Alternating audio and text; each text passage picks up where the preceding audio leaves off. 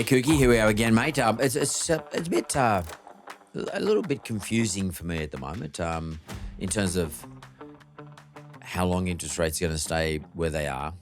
When will they start to reduce rates? How hard have all these interest rate rises actually bitten into the economy? And I know, no doubt, we'll look at your chart a little while down the track. But does anyone ever consider the fairness of this?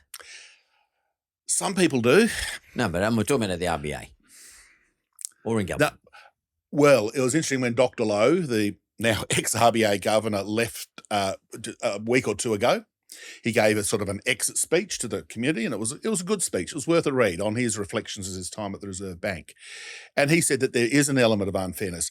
He, or the Reserve Bank governor, have only one tool, and that's interest rates. They can't make interest rates lower for someone with a mortgage, higher for someone, who's got a business loan. It's one interest rate for the whole country, or have a different interest rate for Perth as opposed to Broken Hill as opposed to Tasmania. It's the one interest rate for the whole country.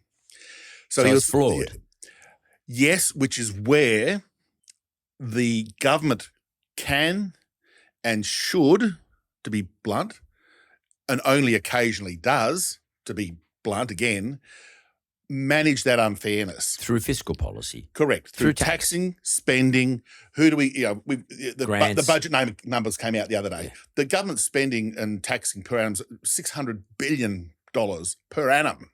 $10 billion a week they tax and spend. That's a lot of money that's going around the economy from the government alone, the federal government, not even counting state governments. So they can sort of say, well, we realise there's a problem there, so maybe, let's say old age pensioners, they're doing it tough, the cost of living pressure, the price of fruit and veggies and electricity's gone up. We'll bump up their pension by an extra X dollars per week to compensate them. Fair enough. I think that's a decent thing for a country like Australia to do. Whereas maybe superannuation, and this is where there's going to be a hot debate, I'm sure, coming up in the next couple of years, is very generously treated by the tax system.